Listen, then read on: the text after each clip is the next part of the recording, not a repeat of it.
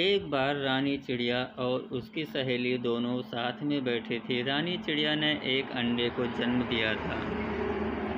अचानक बाढ़ के मौसम में रानी चिड़िया की अंडे टूट गए और वो ढूंढने के लिए अपने अंडे दोनों एक नदी के किनारे पहुंच गई, जहां पे उसे एक अंडा मिला। दोनों वहां बैठ के उस अंडे की माँ का इंतज़ार कर रहे थे कि कब आएंगे और अपने अंडे लेके जाएंगे। जो देखते देखते बहुत देर हो गई, लेकिन वहाँ पे कोई नहीं आया। फिर रानी चिड़िया वहाँ पे इंतज़ार करते करते थक गई और उस अंडे को लेकर अपने घोंसले में आ गई। रानी उस चिड़िया को उसी दिन से देखभाल करने लगी। उस चिड़िया से, उस अंडे से एक दिन एक बुलबुल का बच्चा बाहर आ गया। रानी चिड़िया जो थी वो बुलबुल को बहुत प्रेम और स्नेह करती थी। कालू ये सब देख ना पाया और वो मनी मन सोचने लगा, अच्छा ये बात है, चलो आज मैं बताता हूँ, देखता हूँ ये क्या कर रही है। दूसरे के अंडे को ये अपना अंडा बना के पाल रही है, अभी देखता हूँ। कालू तुरंत वहाँ से उड़ गया और बुलबुल के पास पहुँच गया।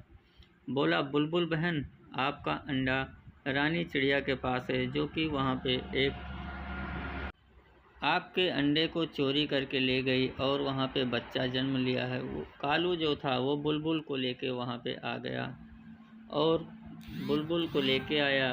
कुछ ही देरों में वहाँ पे कालू का जो पति था वो भी आने वाला था, क्योंकि कालू ने अपने दोनों दोस्त सबको बता दिया था, पूरे जंगल में बता दिया कि रानी चिड़िया जो थी वो एक बुलबुल के बच्चे को चोरी करके लाई थी। इसीलिए सारे जंगल के सभी लोग, पक्षी जितने थे, सब रानी चिड़िया से बहुत नफरत करने लगे थे। इधर बुलबुल बार बार कह रही थी कि मेरा बच्चा मुझे दे दो, मेरा बच्चा मुझे दे दो, लेकिन रानी जो थी वो बच्चा देने को नहीं थी तैयार। वो बोल रही थी, माँ ये सब तुमसे क्यों झगड़ा कर रहे हैं। रानी बोली, कुछ नहीं बेटा, ये सब तुम्हें ले जाने के लिए आए हैं। लेकिन रानी जो थी वो बहुत ही प्रेम करती थी बुलबुल से, तो वो देने को तैयार नहीं थी। लेकिन जो कालू था वो एक भी वो नहीं छोड़ रहा था और बोला, चलो तुम अपने बच्चे को ले चलो, देखता हूँ ये क्या करती है। कालू और बुलबुल बच्चे को लेके वहाँ से चल देते हैं।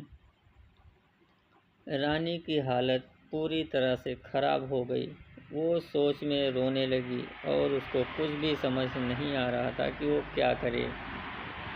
रोते रोते उसकी तबीयत बहुत ज़्यादा बिगड़ गई और सुबह से शाम हो गई, लेकिन रानी की नींद तक नहीं खुली। वो पूरी तरह रोती रही, कुछ भी समझ में नहीं आ रहा था कि वो क्या करे। इधर बुलबुल अपने बच्चे को लेके आई और फल देती है खाने के लिए, लेकिन बुलबुल का बच्चा जो था वो कहता था, नहीं नहीं, तुम बहुत गंदी हो, तुम मुझे मैं खाऊंगी। लेकिन बुलबुल बार बार प्रयास कर रहा था कि कुछ तो खा ले। इधर बुलबुल का जो बच्चा था वो कुछ नहीं खा रहा था और यही करते करते वो मनाती रही, लेकिन वो बच्चा कुछ भी खाने के लिए तैयार नहीं था।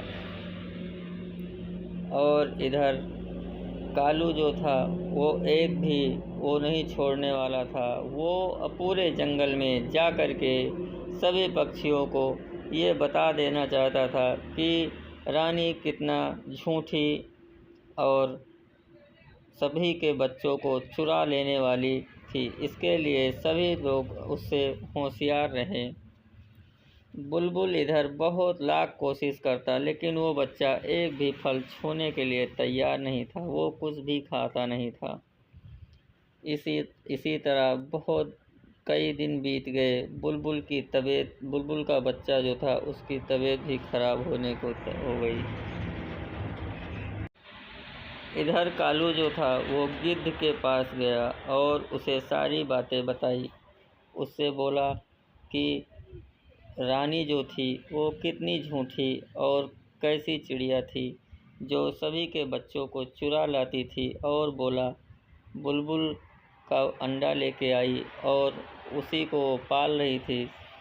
सब जानते थे कि वो खुद उसी का अंडा है, लेकिन वो तो चुरा के लाई थी। इसी तरह वो सभी को बताती और इधर रानी के पास पहुंच गए और उससे बातें करने लगे। लेकिन रानी की मौन इतना था, उसकी तबीयत इतनी ख़राब थी कि वो कुछ बोलने को तैयार नहीं थी। वो कुछ भी नहीं बोल पा रही थी, एकदम चुप थी। उसके समझ में कुछ भी नहीं आ रहा था कि वो क्या बोले क्या ना बोले। इसी तरह वो बातें करता गया, सब पूछते गए, लेकिन वो कुछ नहीं बोली और वहाँ से चली गई। रानी की आंखों से आंसू ही आंसू बहते रहे, लेकिन उसकी समझ में कुछ नहीं आ रहा था कि वो क्या करे क्या ना करे। इधर तोता और गिद्ध दोनों आपस में बातें कर रहे थे, लेकिन तोता बोला, मैं रानी को जानता हूँ। रानी ऐसा कभी नहीं कर सकती, क्योंकि वो बहुत ही सच्ची और ईमानदार है। मैं स्वयं जाके उससे पूछूंगा कि क्या ये सच है। वो बुलबुल के पास गई और उससे सारी बातें कहने लगी और पूछी, तुम्हारे बच्चे को तो बहुत तेज़ बुखार है। लेकिन उसके समझ में नहीं आ रहा था कि क्या सच है क्या गलत है। बुलबुल बिल्कुल अपने बच्चे को देने के लिए नहीं तैयार था। बच्चा बोला, आंटी आंटी, क्या तुम मुझे मेरी माँ के पास ले चलोगे? बुलबुल बोला, हाँ बेटा, तुम्हें तुम्हारी माँ के पास ज़रूर ले जाऊंगा। और इधर तोता जो था वो रानी के पास आया और देखा उसे बहुत तेज़ बुखार था। तोते को बोला, मैं तुम्हें डॉक्टर के पास ले चलती हूँ, चलो मैं तुम्हें पहले दवा दिलाती हूँ, उसके बाद आगे कुछ करेंगे। मैं तुम्हारे बच्चे को तुमसे ज़रूर मिलाऊंगी। इसी तरह तोता बातें करता रहा और बातें करने के बाद बोला, मैं जा रहा हूँ, अब तुम्हारे बच्चे को ही लेके वापस आऊँगा, वरना तब तक नहीं आऊँगा। इसी तरह तोता जो था उसे दिलासा देकर वहाँ से चला जाता है और उसके बच्चे को लाता है। उसका इधर डॉक्टर उसका इलाज कराता है। तो इसी तरह बुलबुल और उसका बच्चा दोनों, रानी को इधर डॉक्टर सुई लगा के उसका इलाज कर देता है। इसी तरह से वो इलाज करने के बाद कुछ दवा देता है और कहता है, ये दवा खा लेना, तुम्हारी तबीयत बिल्कुल सही और अच्छी हो जाएगी। दवा देने के बाद रानी को बोलता है, अब तुम आराम करो और चिंता करने की कोई बात नहीं है। इधर आ जाता है तोता बुलबुल के पास और उसके बच्चे को बोलता है कि ये बच्चा जो है इसे वापस कर दो। जब तुमने अपने अंडे की देखभाल नहीं कर पाई तो तुम बच्चे को क्या देखभाल कर पाओगी, और इसकी सच्ची माँ जो है वो रानी ही है। इसी तरह बुलबुल रानी को वापस कर देता है। रानी